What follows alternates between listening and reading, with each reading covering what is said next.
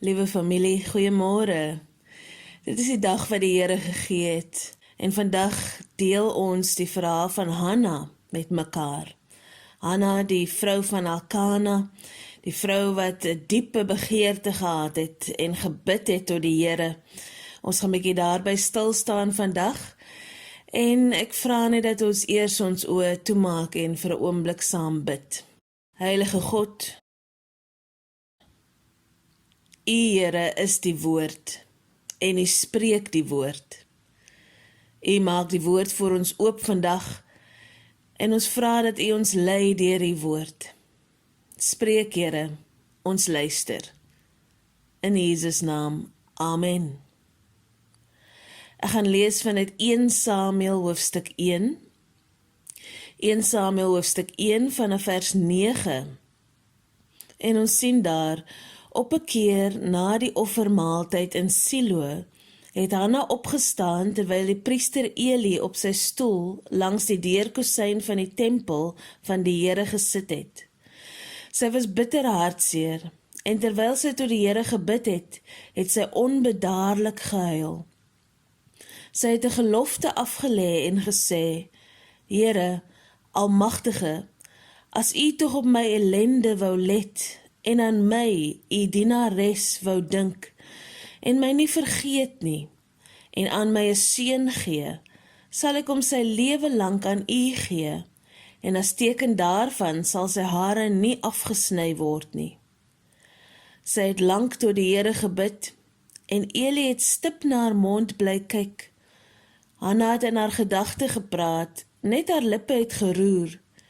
Eli kon nie haar stem hoor nie, en daarom het hy gedink sy is dronk. Hy sê toe vir haar, hoe lank wil jy dronk bly? Sit weg die wynbottel.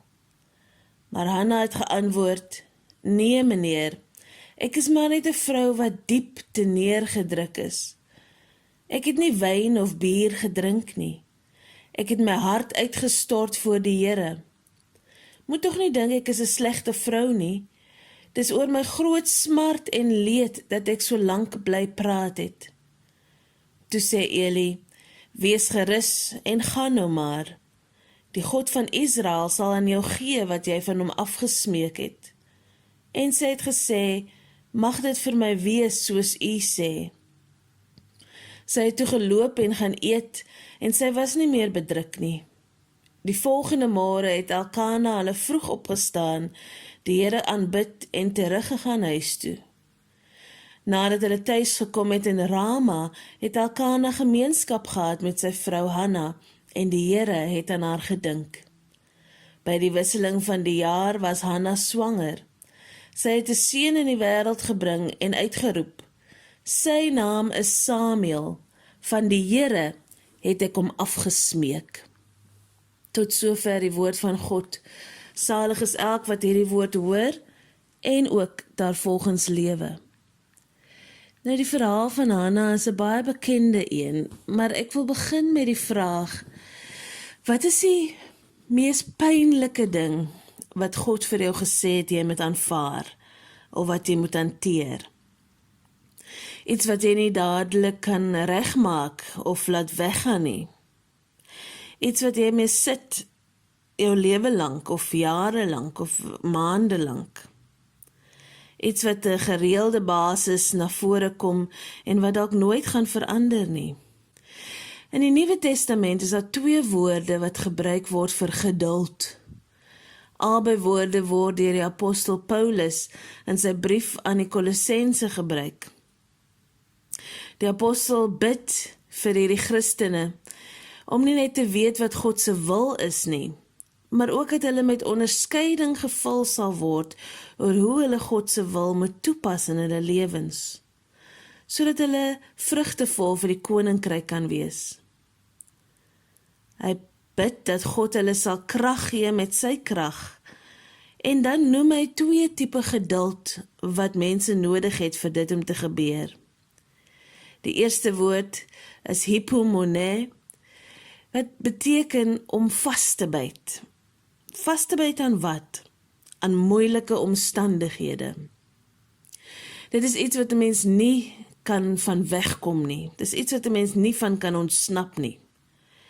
En die tweede woord, makrothumia, beteken om langdurig aan te hou. Wat is die verskil? Een het te doen met betroubaarheid en geloof, en die ander een het te doen met die houding wat jy het terwyl dit gebeur. Nie een van dit is maklik nie, maar albei is baie noodsaaklik vir ons om soos Jesus te word. Albei beteken dat ons God se plan vertrou en dat ons ook God daarin vertrou. Hanna se hart was gebreek. En die vraag wat ons vra is, eerstens, hoe hanteer ons iets wat die Here toegemaak het? Elkana het 2 vroue gehad. En Penina was die een, Hanna was die ander een. Penina het kinders gehad. In those days, children marked the sign of approval from God. It is why families existed, to be fruitful, to multiply, to provide helpers. Families were the bond that held society together. Verse 6 says, the Lord had closed Hannah's womb. She had no children. In this society, she would be viewed as incomplete, as broken, as self-worth and self-image would be devastated. And to make matters worse, Penina, her rival, made sure she knew how worthless she was. She would provoke Hannah by saying, "Where are your sons?" "Oh, that's right, you have none." And even though Elkanah loved her, he gave her double portions. He probably shouldn't have asked like he did. He asked, "Hannah, don't I mean more to you than children?" He probably wouldn't have liked the answer. How long did this dysfunctional situation last? Year after year. How do we cope with something that is painful year after year? How do we deal with something that God says no to? Hannah does 2 things. She prays and she worships. Hannah het nie opgehou om te gaan na die huis van die Here nie. Sy het aangehou om te aanbid, om te glo, om te gee. Selfs terwyl sy baie hartseer was, het sy nog steeds na God gesoek. As ek vir jou vra om te bly glo, en as ek vir jou vra, wanneer het jy God die meeste gesoek en die mees ernstig gesoek, sal die antwoord sekerlik dieselfde wees, toe ek die seerste gekry het. Die seerste tyd in my lewe was die tyd wat ek die Here verlang het, die tyd wat ek nie geweet het waar hy is nie, en die tyd wat ek hom gesoek het. In my swakheid en in my pyn het my afhanklikheid van sy genade die mees noodsaaklike geword. En iets mooi gebeur in hierdie plek, regte aanbidding. Iets mooi gebeur in ons pyn, in ons diep hartseer, regte aanbidding.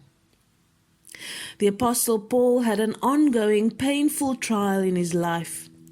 He refers to it as a thorn in his flesh.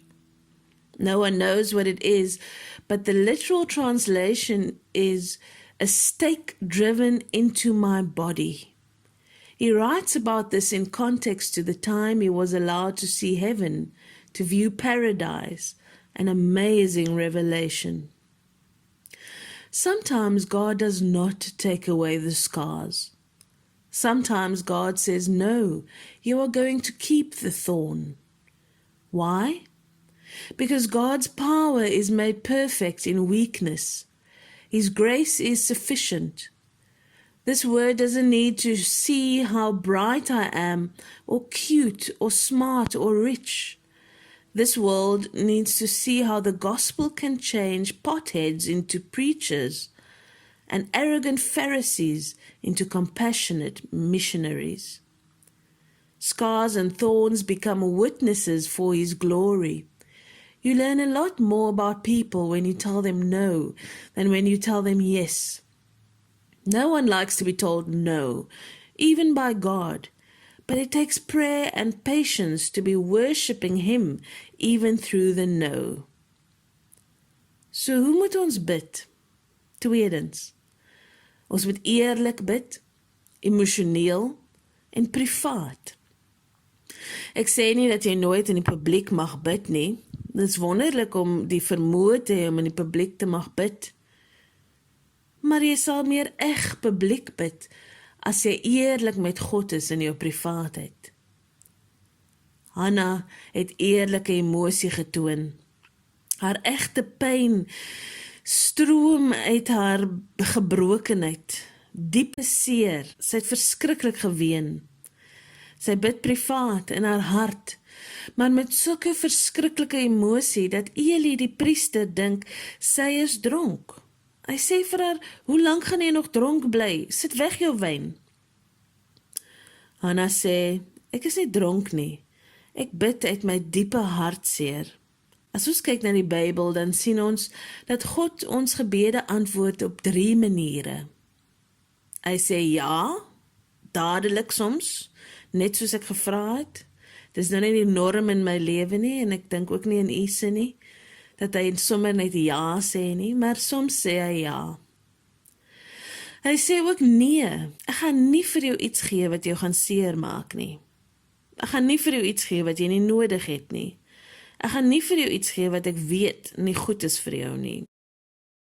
Maar baie keer is die moeilikste antwoord om te hoor van God. Wag. Wag op my. Wag op my antwoord. Wag op my intervensie. Hanna het gebid. Sy het aanbid. Sy het 'n gelofte afgelê. Sy het haar hartseer gedeel met iemand wat omgegee het. And her face was no longer downcast. No answers yet, just honesty before God.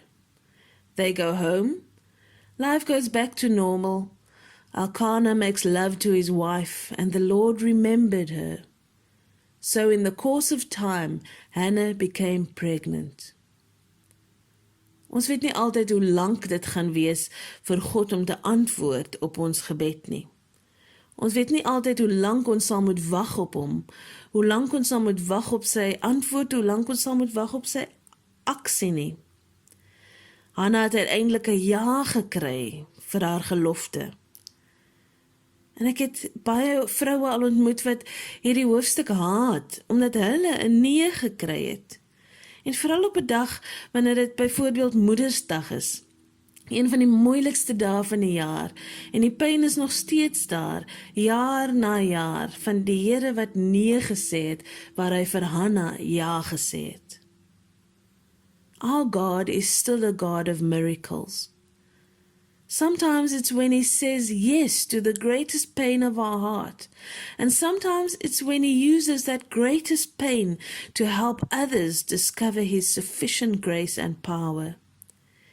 Maybe it's at that place where we finally surrender, the all-in place of trust and obedience. The place where Abraham raised the knife, the place where Joseph waits in prison, the place where Joshua surrenders his family, the place where Ruth and Naomi find a redeemer, the place where the vow is kept. Samuel, Samuel, God het gehoor. Dit klink onmoontlik om sulke geloof te hê soos Hanna. Nie moeilik nie, nie verskriklik nie, maar asof dit nie kan gebeur nie.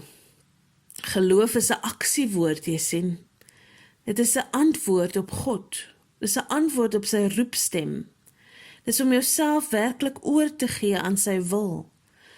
Om te vertrou en gehoorsaam te wees. Om te sê, wat ook al gebeur, Here, ek vertrou U. Al is dit nie wat ek wil hê nie, ek vertrou U, want U weet van beter. En as ons dit kan doen, dan eer hy ons gehoorsaamheid. Die oomblik as jy na hom toe kom, dan beloon hy daar die aksie. Nie altyd deur om jou te gee wat jy wil hê nie, maar hy gee selfs beter en altyd vir sy heerlikheid. Ons kan dit dalk nou nie sien nie, veral in hierdie tyd waarin ons nou woon. Ons kan nie sien dat die Here beter vir ons gee as wat ons vra nie. Maar wanneer ons sy teenwoordigheid soek, dan beloof hy, jy sal my vind. Jy sal my vind as jy na my toe kom. Ek sal na jou toe nader kom. Dis wat ons help om te vertrou, wanneer ons 'n antwoord hoor, ja, nee, en wag. Wag op my. Wag op my antwoord. Wag op my aksie. Ek is hier en ek weet werklik wat die beste vir jou is. Vertrou my soos Hanna vertrou het. Moenie laat jou geween vir altyd aanhou nie. Los dit by my en los dit in die beste hande wat daar is. God se. Amen. Kom ons bid saam. Heilige God, baie dankie dat U na ons gebede luister, al weet ons dit nie. Baie dankie dat U ons liefhet, Here, en altyd die beste vir ons wil hê. Baie dankie dat ons na U toe kan kom met enige iets, Here, dat ons by U kan ween, dat ons by U kan smeek, dat U weet wat in ons harte aangaan. Laat ons soos Hanna wees vandag en ons volle vertroue in U stel. Laat ons soos Hanna wees en al ons hartseer by U laat en weet U weet presies wat om daarmee te doen. Here, mag ons soos sy glo, mag ons soos sy vertrou, mag ons soos sy gehoorsaam wees aan U wil. Seën ons asseblief, Grote God. Seën ons met U liefde en U genade en U lewe. Seën ons met die wete dat U met ons is te alle tye en dat U weet presies wat ons nodig het. Seën ons, Grote God. In Jesus naam. Amen. The more I seek you, the more